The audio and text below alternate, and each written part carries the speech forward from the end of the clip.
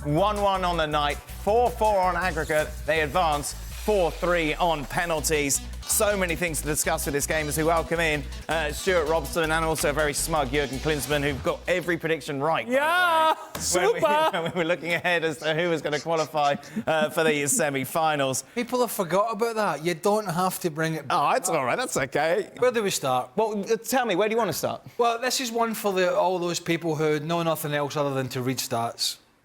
And you know, they go on social media and they're all over the place telling you how he's done this and they've done that and XG and this, because it boils down to, at the end of the day, putting the ball in the back of the net and defending well. And Real Madrid in the end did both, and we can look at City and say, well, they didn't do enough. But I mean, in terms of a contest, it wasn't. The first game was a really good contest in Madrid, 3-3, entertaining, end-to-end, counter-attack most of the time, I suppose, from Real Madrid. This really wasn't much of a contest. It was so one-sided.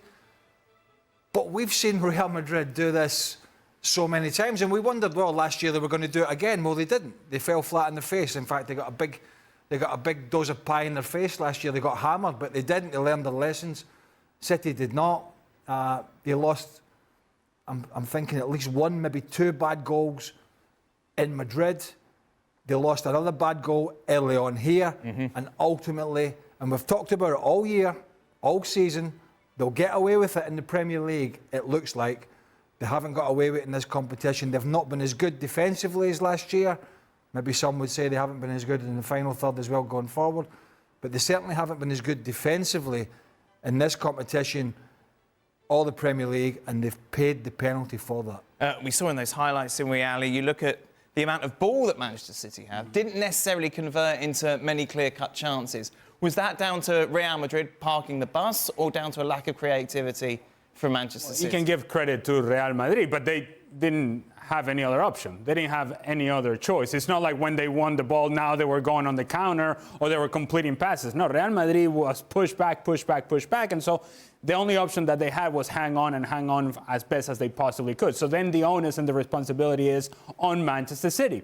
Now, I have a few questions structurally for Manchester City. And while Manuel Akanji can do a job offensively, I suppose, and he can add himself into the midfield and create a numbers mismatch, I don't know that if I'm Manchester City, a Manchester City fan, or a Manchester City player for that matter, I want Manuel Akanji being the one who's a decision maker, top of the 18-yard box or inside the 18-yard box. As good a job as he may do, he's not a better option than Foden or Kevin De Bruyne or some of these other sort of more skilled players in the attack. And yet, so many times, maybe it's by design by Real Madrid, but certainly it didn't seem to be the case, Manuel Akanji is the one that is trying to make top of the 18-yard box. Where are the other guys? The other thing that I would ask, if you have Doku coming on the field, right, and you have proven that it's a 1v1 mismatch against Carvajal, why are there players of Manchester City actually crowding the left-hand side and making runs in behind Carvajal? No. Clear out.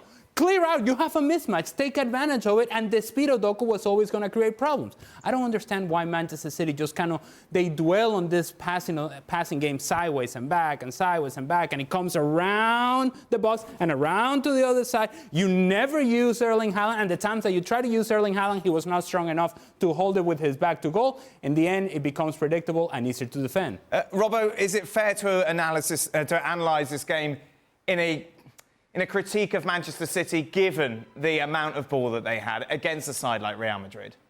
Absolutely, yes. Real Madrid defended their penalty box really well, but there was times when Manchester City, and they got a couple of crosses in the first half, and the only things that Haaland did right, he won two balls in the air. One that hit the crossbar, and there was another one that he didn't quite get back into the danger area. But apart from that, they tried to pass their way through. Yes, they got De Bruyne in a couple of times down the right-hand side in that inside right position. Unfortunately, it was also Akanji that got into the inside left position a couple of times as well. But at times, they have to change their game.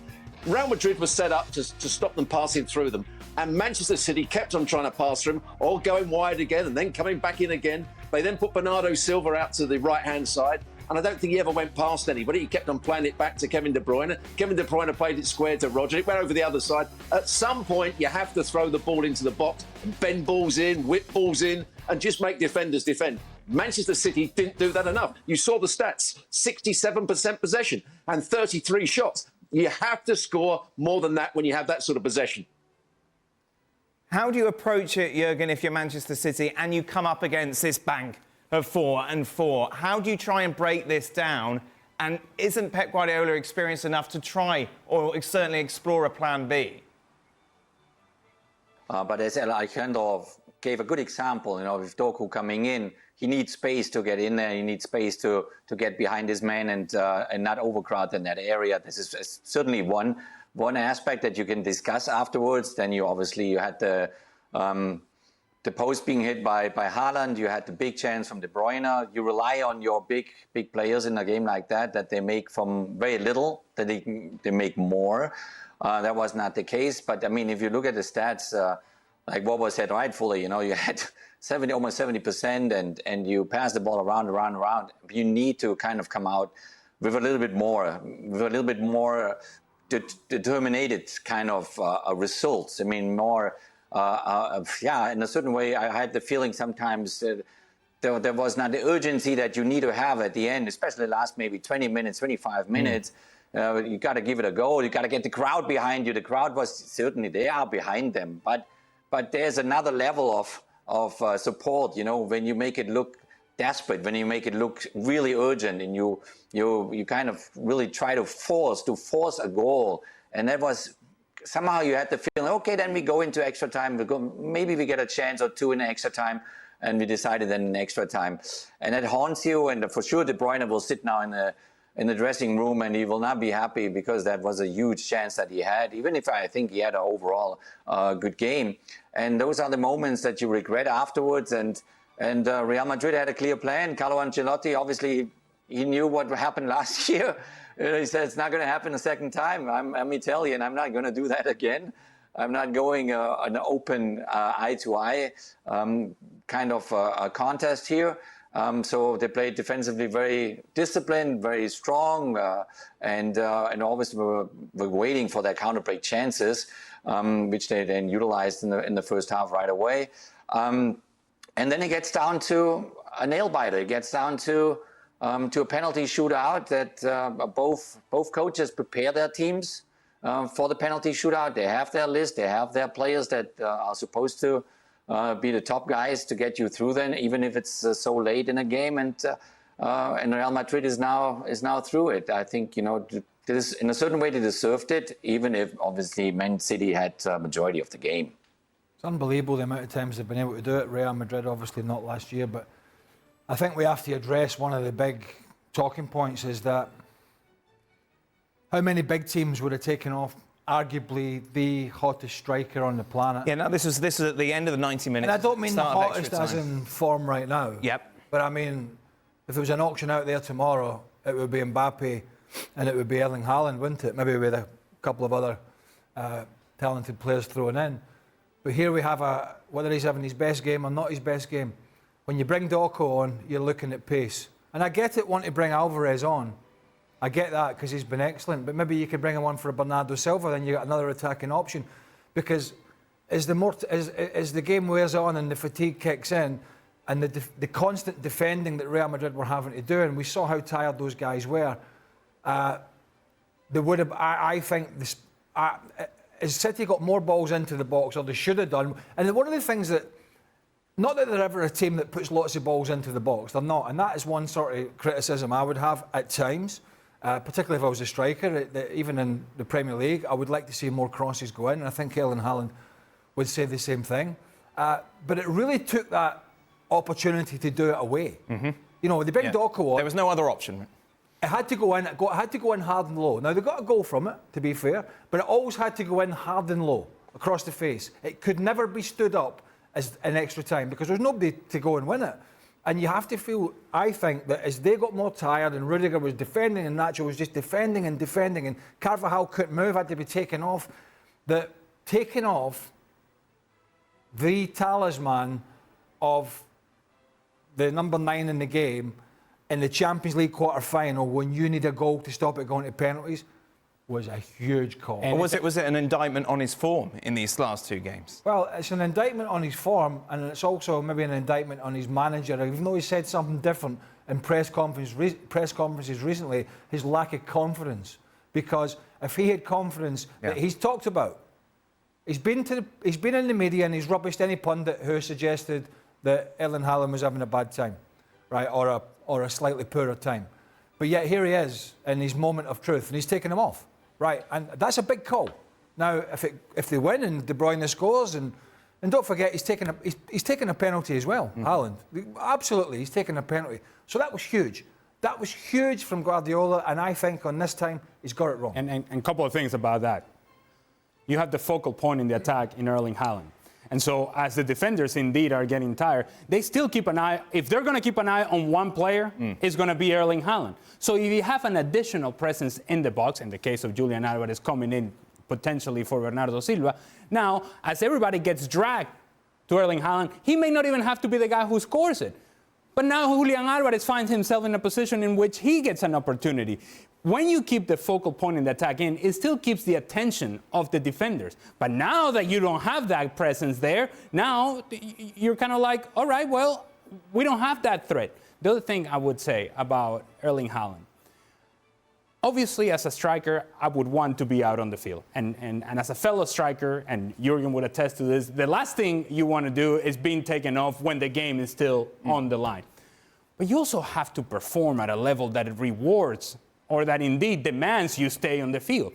And there were many times, and I mean many times, where the ball gets played into Erling Haaland and Nacho, who on the list of defenders for Real Madrid, it's actually behind Tchouaméni, who's not even a defender. But we have seen Carlo Ancelotti use Tchouaméni because he doesn't quite trust Nacho per se to play in a moment like this. He had to because Tchouaméni was suspended. And it was Nacho that is bodying up Erling Haaland. I'm like, hold on a second. Isn't Erling Haaland supposed to be the strong, big presence guy, the physical guy? Why is he getting thrown around by Nacho? Why is he getting thrown around by other defenders? Hold the ball, you can lay it off to De Bruyne and he can find the next pass. Or lay it off to Rodrigo, now he can find the next pass. If you don't have that hold-up play, then you cannot spin out and go into space. We want our Erling Haaland to get out into space. Well, he's got to do the dirty part first, and that's hold the ball up. He doesn't do that, he cuts out his own opportunities. Do you agree, Robbo? Absolutely. I was watching him very, very closely. And 4 out of the first 5 times he touched the ball, and just as Ali said, the ball was rolled into him up against Nacho. He fell over once. He gave the ball away the second time. Nacho went and nicked it off him twice, and he laid one ball off out the first 5 or 6 times. His performance wasn't good enough. And then he loses confidence. And I was looking at his movement when they could have rolled the balls into his feet. I know they don't look at it very often, but there was times when Rodri was looking at it and Haaland was making a run across the pitch. He wasn't sort of saying, I'm going to back into the centre, roll it into me around the box, and now I'm going to get myself turned. Because the top strikers love the ball rolled into them in and around the box so they can get themselves turned, get shots away. At the moment, he has to have a goal made for him. He's not going to create any goals by himself by individual brilliant play. That's not what he's doing at the moment. He's lost his confidence. He seems to have lost his technical ability with his back to goal. It's a problem, I think, for Man City. But you're not going to get a goal made for you if you're sitting on the bench, are you? Right. That's a fair point. But how many strikers do we know, and I've seen over the years, that have done absolutely nothing in a game, but toe poke the ball in the back of the net and take the headlines? Oh, we've seen them. You could take it all the way back to Klinsmann. I've played with them. Done nothing. That German guy. Yeah, exactly. But I'm being serious now. We can argue, we can debate, he should have come off, he shouldn't have come off, he's playing well, he's not playing well, blah, blah, blah. At the end of the day, there are so many front men out there, and I'll give you an example. One I played with, Ali McCoist, right? A lot of times, McCoist, you couldn't see him if you sent a search party out for him, right? And then all of a sudden he'd pop up, like he did, instinctive, a finisher in the box, and he's taking the headlines the next day. The manager took that out of the equation, and that's what he is. He's not the most subtle of footballers, Erling Haaland, but he's a finisher. But he's going through a bad time, I'll give you that, or a bad time by his standards. But he took away the potential for him to have a moment and take the headlines. You don't always need your front men to be the best player on the team. You just need them when you put a good ball in the box to be in the right place at the right time. And I thought it was telling that he took him off. What do you think, Jurgen? Yeah, you can look at it from both sides. Obviously, you give Alvarez the chance to be the difference maker in that moment, which he can anytime. I mean, he's a very, very good striker as well. And for Erling, even if it's not his best game, certainly he can still decide the game. It just needs one ball, it just needs one opportunity, and he's back, and his confidence is suddenly back. And this is how the life of strikers are. The life of the striker is just to wait for the next ball and turn things around. And for sure, he will be frustrated. He will be disappointed with the outcome of the game, also with his own performance probably. But still, I mean, he hit the crossbar with his header. If that goes in, we all saw that ball already in. He's the match winner then at the end of the day. But those are things that a manager, and Pep Guardiola has done that so many times and will do it hopefully for many, many years to go still. They feel certain things. They see it during the week. They talk to the players. They know exactly where the players are. And then based on those observations that they have during training sessions, outside of training sessions, when you move around with the team and you travel and all that stuff, then they make their decisions based on what they've experienced the whole week. And that's why he made that decision to bring in Alvarez and instead of a midfielder, take Erling Haaland out. And he also will think about it now, and he always will, question, should I have done that or done this? But the game is over, and Real Madrid is through, and with a very defensive display, and with a lot of things that they learned last year with the defeat there, and you got to give them a huge compliment.